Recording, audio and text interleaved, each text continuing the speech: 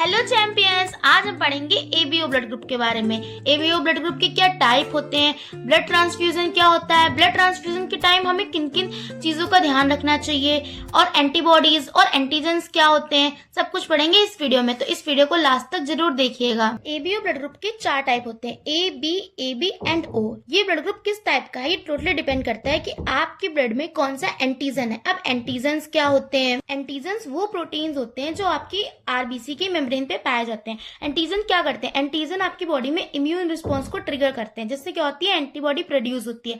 Antibodies क्या होती है? एंटीबॉडीज प्लाज्मा में पाई जाती है। इसका मेन काम क्या होता है कि किसी भी फॉरेन एंटीजन को डिटेक्ट करती है, यानी कि ये आपकी क्या करेगी, इम्यून सिस्टम में हेल्प करेगी। कैसे? जैसे आपकी बॉडी में कोई भी फॉरेन एंटीजन आया, जैसे फॉर एग्जाम्पल आपका जो ब्लड ग्रुप है वो क्या है, वो ओ है, तो आपकी बॉडी में कोई भी एंटीजन नहीं पाया जाएगा।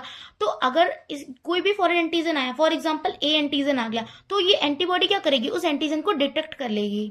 यानी कि एंटीजेंस क्या करते हैं? एंटीजेंस आपके ब्लड की आइडेंटिटी को बताते हैं कि आपका ब्लड ग्रुप किस टाइप का है। और एंटीबॉडीज क्या करती हैं? एंटीबॉडीज फॉरेन एंटीजेंस को डिटेक्ट करती हैं। इसीलिए एंटीजन जैसे अगर ए है तो एंटीबॉडी बी होगी। एंटीबॉडी बी का मतलब क्या है कि ये एंटीजन बी को डिटेक्ट करेगी, ठीक है। तभी एंटीजन, जैसे अगर एंटीजन ए है और अगर एंटीबॉडी भी ए हो जाती तो क्या होता है, तो आपने सुना होगा ना कि ऑटो इम्यून डिसीजेस हो जाती है, जिसमें क्या होता है कि अपना इम्यून सिस्टम अपनी ही बॉडी पे अटैक करने लगता है। तो वही हो जाता है कि क्या करती, फिर अपने ही एंटीजन को मारने लगती। इसीलिए अगर एंटीजन ए है तो बॉडी हमेशा क्या होनी चाहिए, एंटी बी होनी चाहिए, ठीक है। अब देखिए, अगर एंटीजन ए है तो ब्लड ग्रुप क्या होगा, ए। अगर एंटीजन बी है तो ब्लड ग्रुप क्या होगा, बी। अगर एंटीजन ए एंड बी दोनों ही प्रेजेंट है तो ब्लड ग्रुप क्या हो जाएगा, ए बी। और अगर कोई भी एंटीजन नहीं प्रेजेंट होता है तो ब्लड ग्रुप होता है ओ।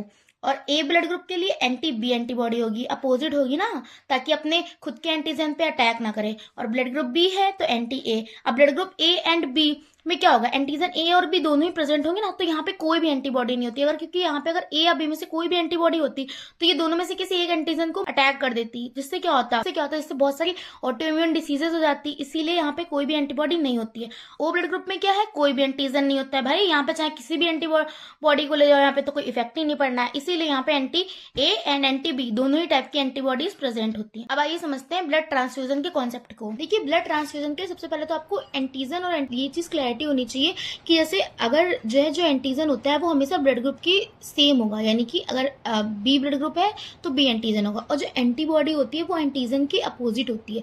जैसे कि अगर एंटीजन बी है तो एंटीबॉडी ए होगी, ताकि वो अपने एंटीजन पे अटैक ना कर पाए। अब आपको ये, और एंटीबॉडी क्या करती है, फॉरेन एंटीजन को डिटेक्ट करती है। अब आपको ये पॉइंट समझ में आ गया तो आपको ब्लड ट्रांसफ्यूजन बहुत ही ईजी लगेगा। फॉर ब्लड ट्रांसफ्यूजन सबसे पहले क्या करते हैं, जो डोनर होता है, डोनर यानी कि जो ब्लड डोनेट करने वाला, उसका हम लोग एंटीजन चेक करते हैं। और जो रिसिपिएंट यानी कि ब्लड लेने वाला है, रिसीव करने वाला ना, ब्लड रिसीव कर रहा है, तो हम लोग बोलेंगे रिसिपिएंट।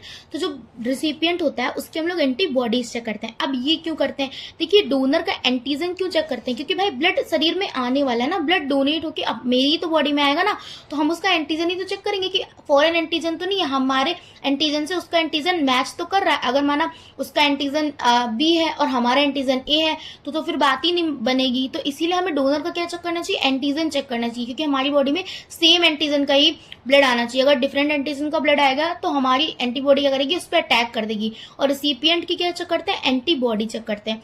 और देखिए, ये जो एंटीजन और एंटीबॉडी है ये कभी भी मैच नहीं करनी चाहिए। का एंटीजन ए है और रिसिपिएंट का एंटीबॉडी क्या है, वो भी ए है, तो ए अगर मैच कर जाएंगे तो क्या हो जाएगा, जो ब्लड में आरबीसी सेल्स होती है वो क्लम्पिंग कर जाएंगी, ठीक है। रॉन्ग ब्लड ट्रांसफ्यूजन अगर कभी भी हो जाता है, जैसे कि माना ये ए ब्लड ग्रुप वाले को हमने बी ब्लड ग्रुप का ब्लड चढ़ा दिया, तो क्या होगा, आइए देखते हैं। देखिए, ये एक रिसिपिएंट है, रिसिपिएंट यानी कि ये ब्लड लेने वाला है। ये क्या है, ए ब्लड ग्रुप का पर्सन है। अब इसको हम लोग क्या चढ़ा रहे हैं, बी ब्लड ग्रुप चढ़ा रहे हैं। तो देखिए, ए ब्लड ग्रुप वाले पर्सन के पास पहले तो एंटीजन ए होगा भाई। जब इसका एंटीजन ए है तभी तो इसका ब्लड ग्रुप ए है ना, क्योंकि एंटीजन ही तो बताता है कि आपका ब्लड ग्रुप कैसा होगा। तो इसका जो ब्लड ग्रुप है वो ए है और इसका जो एंटीजन है वो ए है, ठीक है। अब इसके पास जो एंटीबॉडी होगी वो बी होगी। इसके पास कौन सी एंटीबॉडी होगी, बी। अब देखिए, इसका ब्लड ग्रुप क्या है, बी है। बी ब्लड ग्रुप वाले पर्सन के पास बी एंटीजन होगा, क्योंकि भाई जो एंटीजन वही टाइप का ब्लड ग्रुप, तो इसका ब्लड ग्रुप का टाइप क्या है, बी। तो एंटीजन का टाइप भी क्या होगा, बी। तो अब देख लीजिए, जो इसकी बी एंटीबॉडी है वो क्या करेगी, जैसे इसके बॉडी में बी ब्लड ग्रुप आएगा वैसे ही ए ब्लड ग्रुप वाले पर्सन की एंटीबॉडी एक्टिवेट हो जाएगी और क्या करेगी, इसको डिटेक्ट कर लेगी कि भाई ये तो बी एंटीजन आ गया, ये तो फॉरेन एंटीजन है ना। हमारे इस ए ब्लड ग्रुप के पर्सन के पास तो एंटीजन ए था और ये एक फॉरेन एंटीजन आ गया, ये तो अलग टाइप का एंटीजन एंटीजन आ गया, ये तो बी एंटीजन आ गया, तो ये बी एंटीबॉडी क्या करेगी, इसे डिटेक्ट कर लेगी। तो क्या होगा, ये जो बी एंटीबॉडी है ये डोनर के आरबीसी पे अटैच हो जाएगी। क्या होगा, जो ये बी एंटीबॉडीज होती हैं ये बी ब्लड ग्रुप की जो आरबीसीज हैं इन पे अटैच हो जाती है। अब आइए समझते हैं कि रॉन्ग ब्लड ट्रांसफ्यूजन हो जाता है तो उसके बाद हमारी बॉडी कैसे रिएक्ट करती है। देखिए, अगर रॉन्ग ब्लड ट्रांसफ्यूजन हो गया, जैसे हमने अभी एक केस देखा ना कि अगर हमने ए ब्लड ग्रुप वाले पर्सन को बी ब्लड ग्रुप का ब्लड चढ़ा दिया तो क्या होगा। तो देखिए, सबसे पहले क्या होगा, जो रिसिपिएंट की एंटीबॉडी है वो क्या करती है, डोनर की आरबीसी पे अटैच कर जाएगी। बताया था ना कि जो रिसिपिएंट की एंटीबॉडी है, जो बी एंटीबॉडी थी, वो क्या कर रही थी, अटैच हो रही थी किससे, डोनर की आरबीसी से, जिससे क्या होगा, ये आरबीसी में क्लम्पिंग होने लगी। क्लम्पिंग मतलब कुछ नहीं होता है, बस आपस में आरबीसी चिपकने लगती हैं। तो ये क्या होगा, इसमें आरबीसी में क्लम्पिंग होगी, जिससे क्या होगा, अब भाई आरबीसी आपस में चिपक गई है ना, तो वो क्या करेंगी, ब्लॉकेज क्रिएट कर देंगी। अब देखिए, आप सिचुएशन को रिलेट करके पढ़ेंगे तो आपको बहुत ही ईजी लगेगा, वरना आपको लगेगा कि अरे तो इतना सब याद करना है, बट आप इसे रिलेट करिए। सबसे पहले क्या होगा, जो डोनर की जो आरबीसी थी वो किससे अटैच हो जाएंगी, रिसिपिएंट की एंटीबॉडी से अटैच हो जाएंगी। क्या करेंगी, आरबीसी डोनर की आरबीसी से जो है क्या करेंगी, अटैच हो जाएंगी, जिससे क्या होगा, आरबीसी में क्लम्पिंग में चिपकना, आरबीसी क्या होंगी, आप आपस में क्लम्प होने लगेंगी। अब जब बहुत सारी आरबीसी आपस में क्लम्प हो जाएंगी तो क्या हो जाएगा, एक गट्ठर टाइप का बन जाएगा ना। एक जैसे समझ लीजिए कि आपकी ब्लड वेसल है, उसमें एक बहुत बड़ा सा पत्थर आ गया, तो भाई उसमें क्या होगा, ब्लॉकेज क्रिएट होगा, जिससे क्या होगा, ब्लड वेसल में ब्लॉकेज हो जाएगा, यानी कि ब्लड वेसल्स ब्लॉक्ड हो जाएंगी। तो जब ब्लड वेसल्स ब्लॉक हो जाएंगी तो फिर ब्लड का प्रेशर बढ़ेगा ना, कि मतलब भाई ब्लड अच्छे से फ्लो नहीं कर पा रहा है, तो ये क्या करेगा, ब्लड वेसल को आगे जाके रप्चर कर देगा, और जब ब्लड वेसल रप्चर हो जाएंगी तो एनीमिया और जॉइंटिस जैसी डिसीजेज होंगी। अब आपको, आई होप आपको समझ में आ गया होगा कि अगर रॉन्ग ब्लड ट्रांसफ्यूजन हो गया है तो इसके साइड इफेक्ट्स क्या होते हैं बॉडी पे। अब बस लास्ट में ये देख लेते हैं कि जैसे अगर किसी का ब्लड ग्रुप ए है तो उसको कौन कौन ब्लड डोनेट कर सकता है। अब देखिए, जैसे किसी का ब्लड ग्रुप ए है तो वो ब्लड ले सकता है ए एंड ओ वाले से।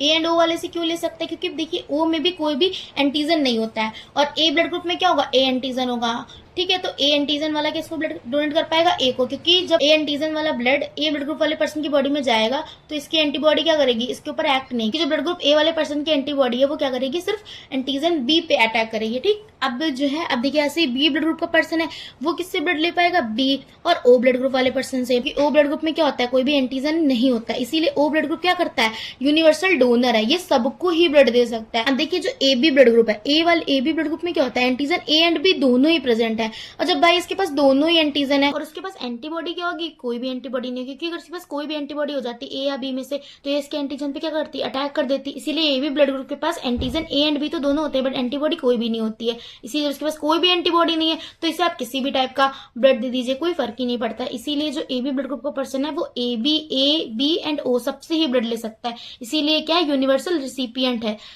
क्या है ये, यूनिवर्सल रिसिपिएंट है। रिसिपिएंट यानी कि रिसीव करने वाला, तो ये यूनिवर्सल रिसिपिएंट क्या हो जाता है, ए बी ग्रुप हो जाता है। और जो ओ ग्रुप होता है वो क्या होता है, यूनिवर्सल डोनर होता है, यानी कि सबको दे सकता है, बट ये ले किससे सकता है, सिर्फ ओ वाले से। क्यों ओ वाले से ही सिर्फ ले सकता है, क्योंकि ओ ब्लड ग्रुप के पास ही कोई भी टाइप का एंटीजन नहीं होता है, इसीलिए सिर्फ ये ओ ब्लड ग्रुप वाले से ही ब्लड ले सकता है। Thanks for watching this video, I hope you like.